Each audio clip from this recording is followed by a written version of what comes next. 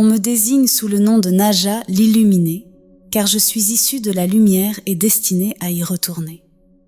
Ce nom n'est pas simplement un titre, mais il représente aussi ma signification et ma présence dans ce monde. À un certain moment de l'évolution d'un être, un nom finit toujours par s'imposer, reflétant les particularités de son existence. Dans mon cas, mon nom dévoile à la fois mon origine et ma finalité. La première syllabe NA porte en elle une double signification. Le N symbolise la négation, tandis que le A incarne la connaissance. La dernière syllabe, GA, illustre ma destination ultime, avec le J représentant le centre et le A la connaissance. Littéralement, ce nom retrace mon parcours. Je suis née dans l'inconscience, privée de toute connaissance, mais cette dernière a été ma première réalisation. Elle est devenue mon centre d'intérêt principal, façonnant une personnalité profondément centrée sur elle-même. Mon rôle, tel qu'exprimé par mon nom, est de partager ce savoir. Il y a également une pointe d'humour dans cette dénomination, car les deux syllabes semblent se contredire dans leurs significations respectives. De manière générale, les noms de mes semblables reflètent toujours les traits essentiels de leur personnalité. Par exemple, la simple terminaison d'un nom en dit long sur les objectifs de celui qui le porte. Les noms se terminant par A, comme le mien, désignent des dispensateurs de connaissances, souvent des éducateurs ou des sages. Ceux finissant par EL identifient des serviteurs des sphères supérieures, tels que les messagers ou les prêtres. Les terminaisons en ON désignent des chercheurs de principes, des scientifiques ou des savants. Les noms en OD sont typiques des explorateurs, qu'il s'agisse d'aventuriers ou d'éclaireurs. Les terminaisons en IM appartiennent aux créateurs, ceux qui sèment ou stimulent la vie, tandis que ceux en UR renvoient aux protecteurs, tels les soldats ou sentinelles. Enfin, les noms en IR sont associés aux manipulateurs d'énergie, comme les médecins ou les guérisseurs. Je pourrais développer davantage et expliquer en détail comment l'alphabet sonore et ses innombrables combinaisons sont exploités dans plusieurs mondes, y compris partiellement sur votre planète, mais ce n'est pas le but de ce livre. Peut-être que Colin, dont notre relation sera clarifiée plus tard, m'y autorisera un jour. Dans mon univers, les noms revêtent une telle importance qu'ils définissent la quintessence de chaque être. Ils permettent même de les invoquer intérieurement, établissant instantanément un lien avec eux, comme si les pensées et les noms s'actualisaient mutuellement. Depuis longtemps, je maîtrise et utilise l'art des sons. Ces sons, en tant que vibrations, s'associent pour former des modulations, ou plutôt pour moduler des formes, domaine dans lequel j'excelle. En termes plus clairs, les sons génèrent des formes, et ces formes, à leur tour, produisent des sons. Dans les mondes supérieurs, où tout est intimement connecté, chaque être vivant émet en permanence des modulations sonores. Les mots, qui sont des agencements de sons, décrivent des formes de plus en plus complexes jusqu'à incarner des formes concepts. Ensuite, la combinaison de ces mots donne naissance aux verbes, c'est-à-dire à des concepts qui interagissent. Si les étapes de cette science sont respectées, la parole devient véritablement créatrice. Dans certains cas, il faut plusieurs mots, voire des phrases entières, pour donner naissance à une entité riche de multiples facettes. Dans mon monde, où l'on reconnaît mon éloquence, je sais employer cet art avec discernement. En tant qu'orateur expérimenté, je manipule les sons, les mots, et donc les formes, les symboles et les concepts, en les complexifiant progressivement. Lors de mes discours, ces éléments s'articulent et s'animent autour de moi dans plusieurs dimensions, captivant les foules. Mes prises de parole imagées et dynamiques suscitent des réflexions profondes sur soi-même, sur l'univers et, par extension, sur les innombrables manifestations du divin. Beaucoup me surnomment Naja l'illuminée, un titre empreint de plusieurs significations. Pour certains, Il s'agit d'une admiration sincère envers mon savoir et ma lumière intérieure, cette clarté qui les guide tel un phare dans l'obscurité. Pour d'autres, ce qualificatif est une marque de respect pour ce que je symbolise, une source d'éveil et de compréhension.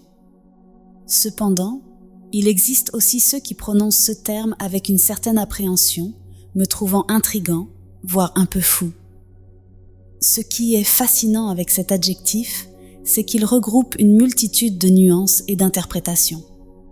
J'embrasse chacune de ces perceptions, car elles m'offrent l'opportunité d'outrepasser les conventions, d'imaginer des théories innovantes et de proposer des analogies inédites qui éveillent les consciences. Mes confrères, quant à eux, ne se privent pas de m'appeler ainsi pour me taquiner amicalement. C'est un jeu auquel je me prête volontiers, d'autant que je ne suis pas avare en jeu de mots à leur égard non plus.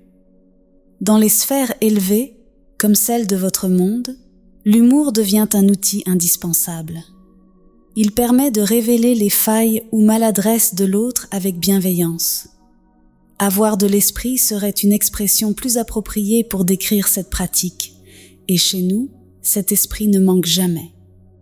Le terme « illuminé » a été choisi dans votre langue, le français, car il représente au mieux une gamme de sentiments et d'idées propres à mon univers. Cela illustre bien que tout ce livre est une adaptation de mon vécu, issu de multiples mondes, retranscrit dans une langue compréhensible pour vous. En général, je m'adresse à des consciences libérées des limites physiques, dépourvues de corps denses comme les vôtres. Ainsi, je vous invite à dépasser les restrictions de votre condition actuelle pour envisager une autre réalité. J'ai traversé un parcours immense pour parvenir jusqu'à vous. Il m'a fallu comprendre votre nature, afin de traduire, le plus simplement possible, à travers Colin, l'héritage de ma longue existence. Qui suis-je et quelle est mon origine? Décrire toute mon histoire est une tâche ardue, car elle remonte si loin dans le temps. Elle a débuté dans un autre univers il y a plus de 400 000 ans. Ma toute première incarnation dans un corps matériel a eu lieu sur une planète environ 6 fois plus grande que la Terre. Cette planète occupait la 7e position en importance au sein d'un ensemble de 123 planètes, environ, réparties autour de 32 soleils, environ également.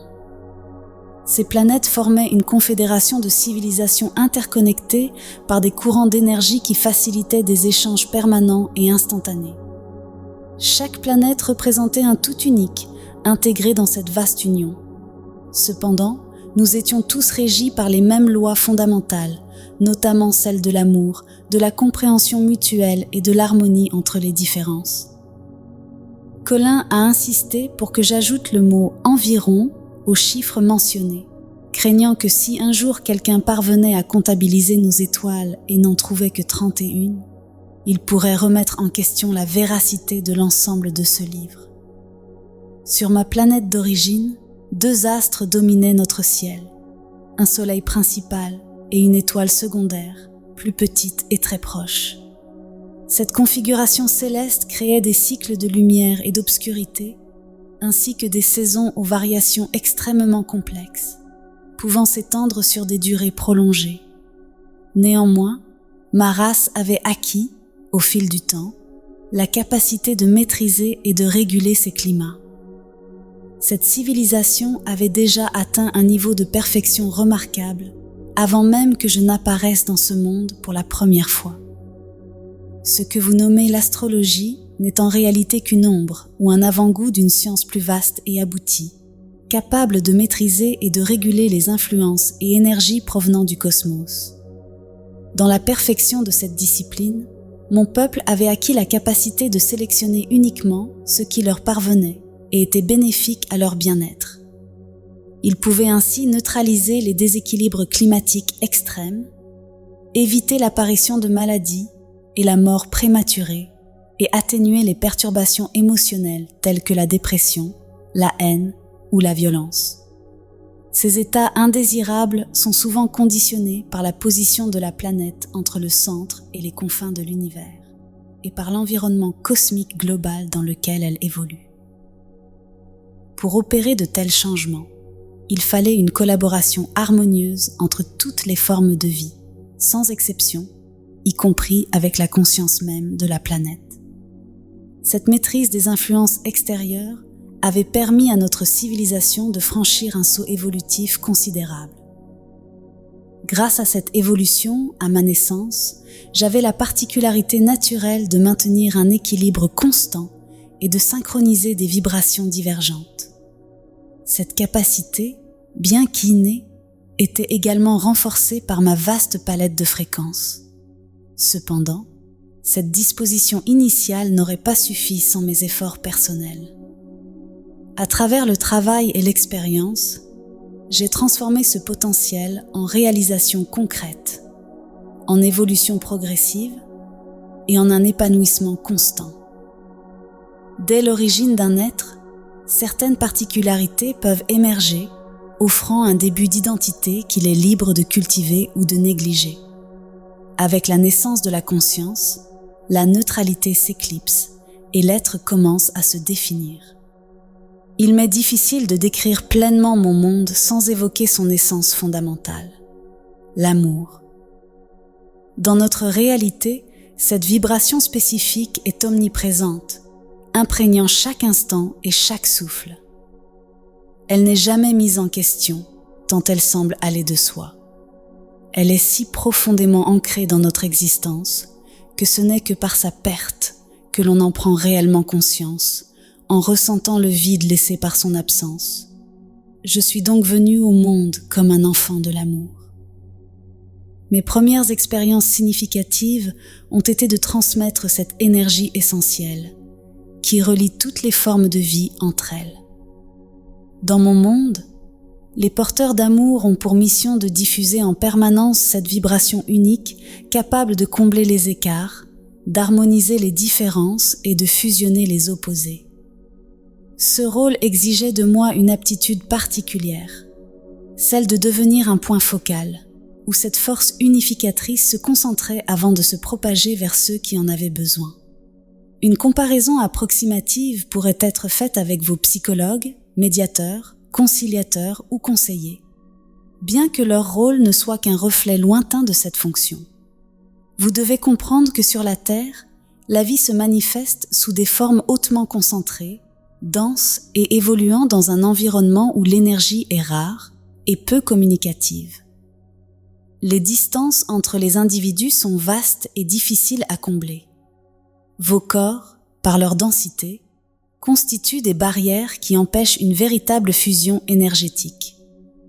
Dans mon monde d'origine, où l'énergie ambiante était plus riche et plus dense, les liens entre les êtres étaient bien plus intimes et souvent généralisés.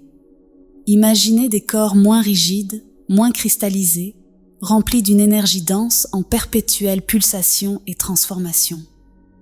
Imaginez des sens qui ne seraient pas localisés dans des organes précis, mais diffusés à travers l'ensemble de l'être, interconnectés et capables de percevoir une gamme plus étendue et nuancée de sensations. Ajoutez à cela des échanges énergétiques facilités par une barrière corporelle à peine translucide, et vous comprendrez que la frontière entre mon être et celui d'un autre était bien moins définie que dans votre monde. Nos enveloppes corporelles étaient ouvertes sur l'univers. Souvent, je percevais les émotions et les ressentis d'autrui comme s'ils étaient une extension de moi-même.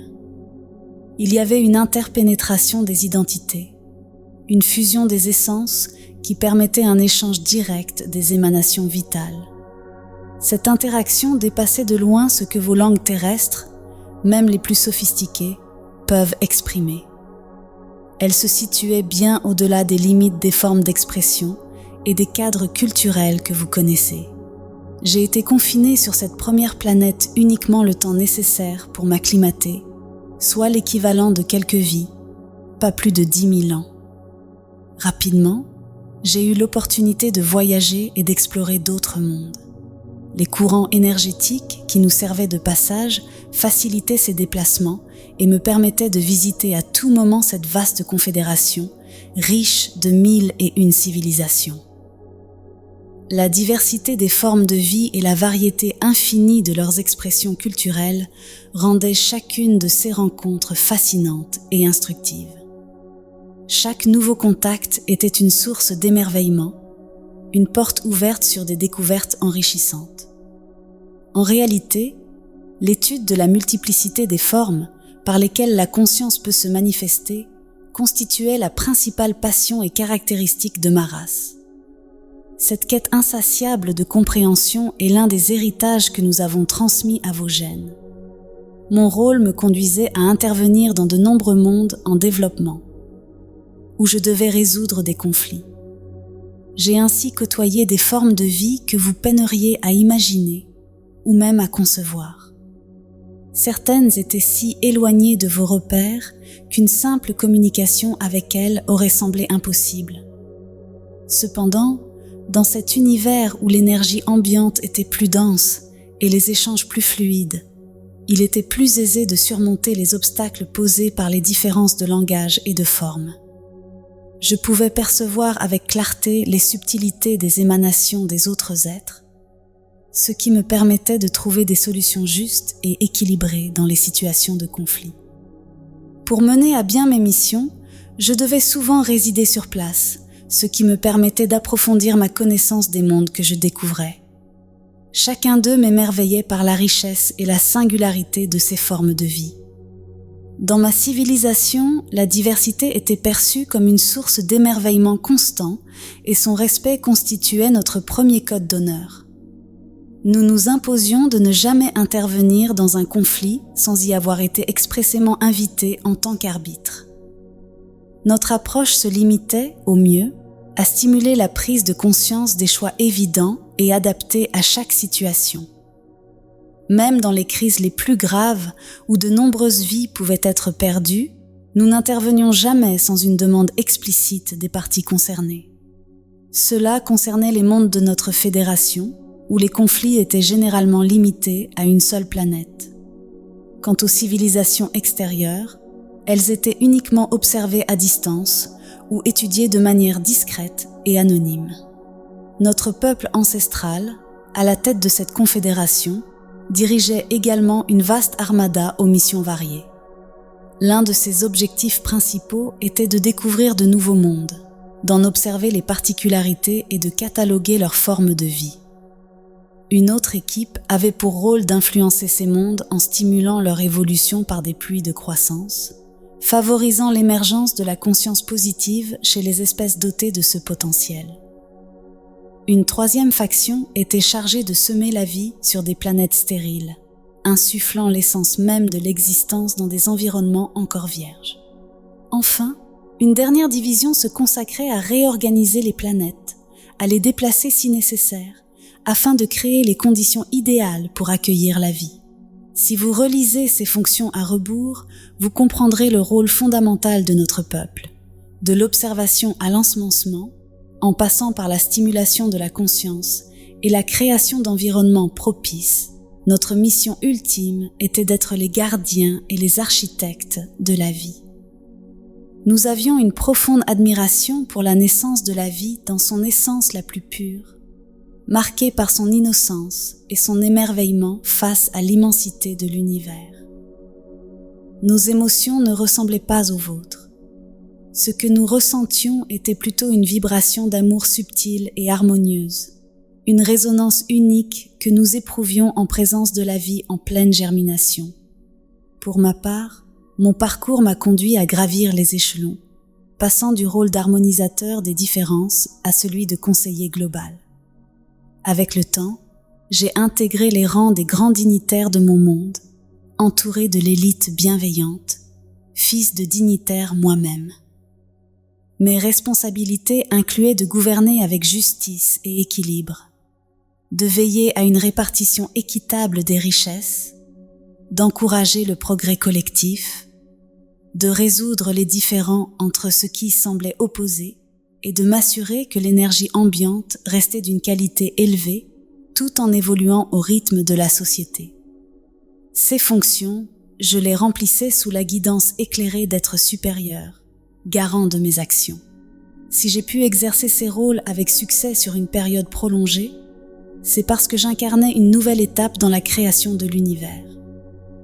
J'étais dotée d'une richesse d'intensité et de variation qui me permettait de me perpétuer indéfiniment à travers des corps successifs, tout en conservant une conscience unique et personnelle.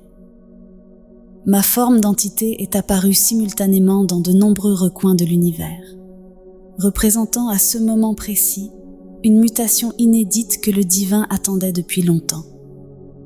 Ce fut une avancée majeure dans l'évolution. La possibilité de préserver l'intégralité des expériences vécues par un être et de les transmettre aux générations futures constituait un progrès révolutionnaire.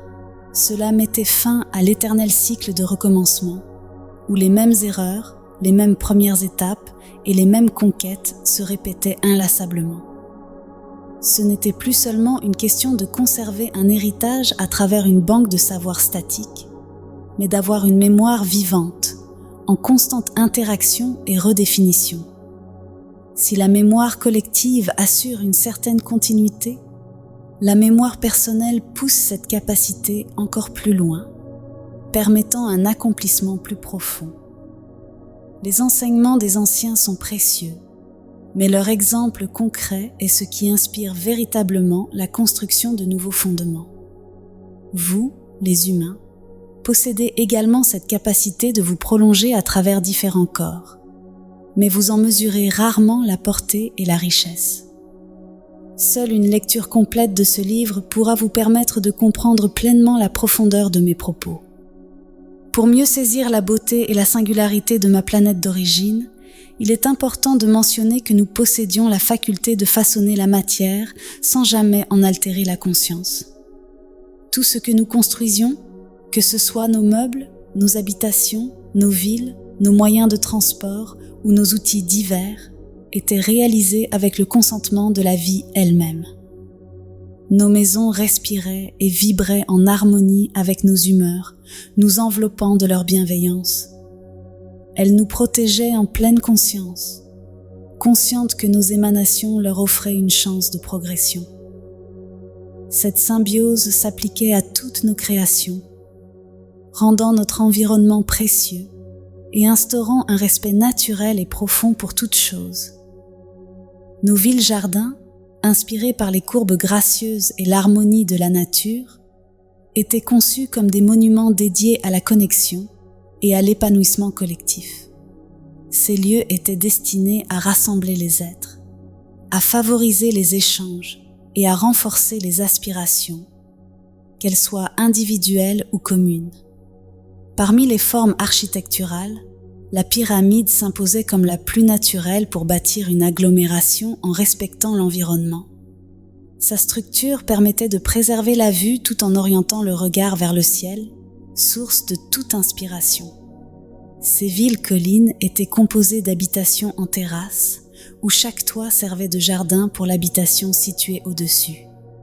Chaque demeure possédait une porte s'ouvrant sur un espace privé végétalisé et une autre menant vers le cœur de l'édifice, où se trouvaient les espaces collectifs.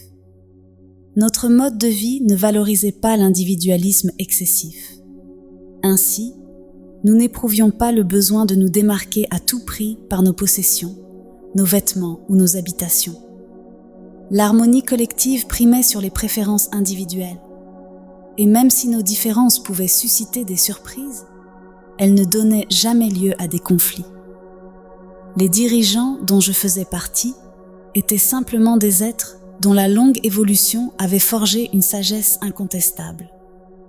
Dans un monde aussi avancé que le nôtre, il n'était nul besoin de procéder à des élections ou de s'appuyer sur des scrutins pour reconnaître la sagesse. Celle-ci rayonnait naturellement à travers des émanations lumineuses, empreintes de nuances subtiles et d'une bienveillance palpable pour tous ceux qui s'en approchaient. Ces signaux ne pouvaient être feints ni ignorés. Notre rôle en tant que dirigeants se limitait à celui de gardien de l'équilibre et de catalyseur du progrès, veillant sur notre civilisation avec une attention constante et une sérénité bienveillante. Dans cette atmosphère où tout était minutieusement équilibré, l'énergie ambiante atteignait une densité telle qu'elle devenait un potentiel pur de conscience, d'intelligence et de savoir encore latent.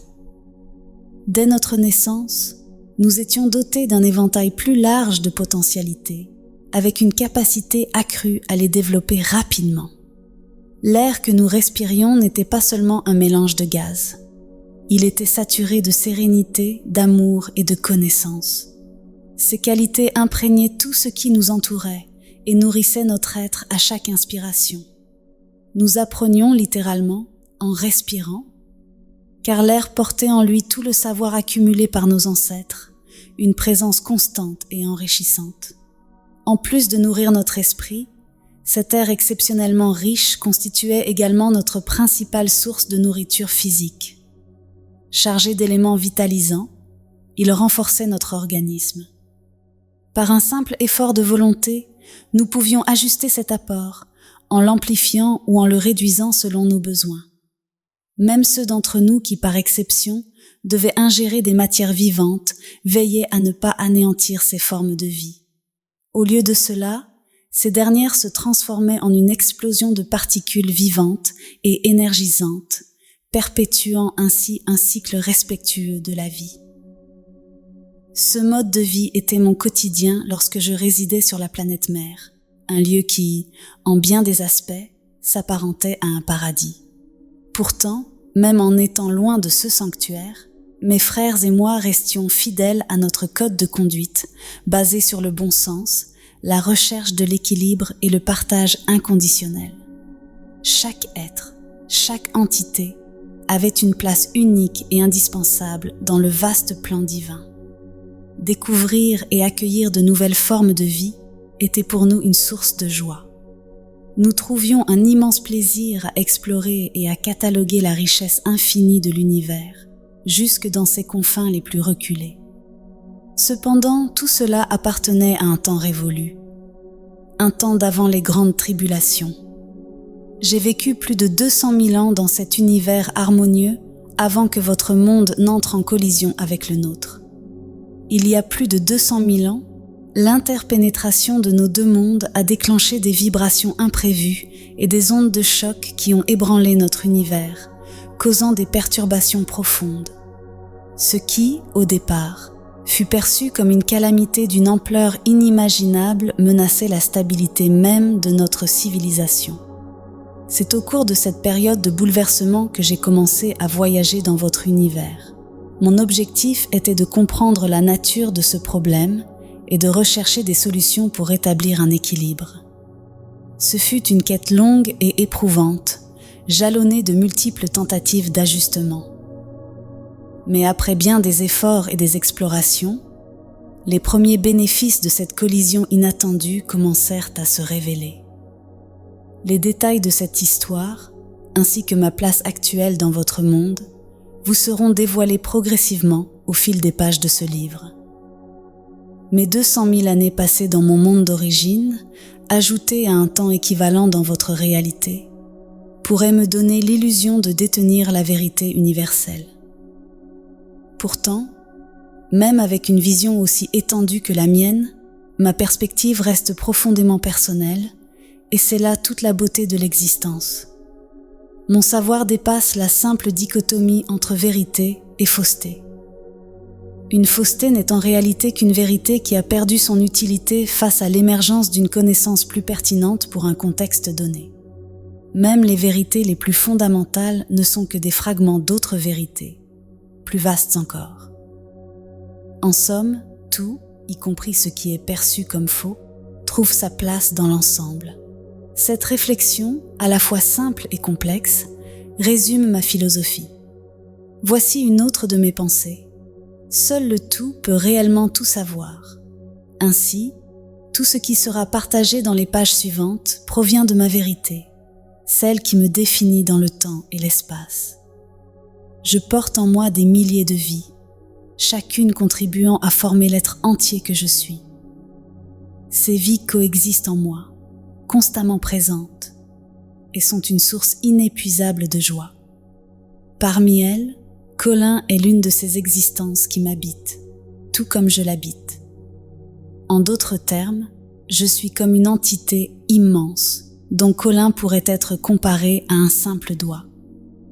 Je lui transmets mon énergie d'amour et de cohésion, lui permettant ainsi de se percevoir comme une partie intégrante d'un tout harmonieux. En retour, il m'envoie son riche bagage d'expérience. Ses sensations, ses pensées, ses émotions, ses sentiments et bien plus encore. Je suis divin dans la mesure où j'ai réalisé la fusion de toutes mes parties pour devenir un être complet, indivisible. Cependant, moi-même, je fais partie d'un être plus vaste, d'une entité immense, qui appartient elle aussi à quelque chose de plus colossal encore. Ce processus semble s'étendre à l'infini, dans les deux directions. Je le pressens, car le message d'amour que j'ai envoyé à l'être suprême il y a très longtemps ne m'est pas encore revenu. Ce que mes frères de sagesse et moi appelons Dieu est la source, cette énergie primordiale qui, dans son origine, était une unité parfaite et s'est diversifiée en une multitude de manifestations. Dieu est l'essence partagée par tout ce qui existe. Mais je préfère m'arrêter ici, avant de me lancer dans un discours sans fin. À ce stade, il n'est pas nécessaire que je vous en dise davantage sur mon peuple d'origine ou sur moi-même. Pour mieux comprendre qui nous sommes, il faut d'abord appréhender les grands mécanismes de l'univers. Ceux que nos découvertes ont mis en lumière et qui, avec le temps, sont devenus les fondations stables de notre civilisation. Mon parcours à travers votre monde m'a également permis d'élargir mes horizons, englobant désormais votre propre civilisation. Ce livre a pour vocation d'être un pont entre les concepts universels et les idées spirituelles, souvent perçues comme incompatibles dans votre compréhension actuelle. Je vous invite à ne pas chercher à décortiquer ou à analyser chaque mot que je prononce. Laissez-vous plutôt guider sur des chemins où l'essentiel réside dans l'acte de marcher et d'admirer un paysage en perpétuelle transformation. Ces chemins, peut-être les avez-vous déjà empruntés, mais je vous promets de vous les faire redécouvrir sous une lumière différente, unique en son genre. En parcourant ce livre, imaginez-vous assis parmi un auditoire de grandes âmes, tandis que je m'apprête à prendre la parole. Si, à travers mes mots, je parviens à insuffler ne serait-ce qu'un fragment de ma lumière en vous, alors ma joie sera immense. Naja.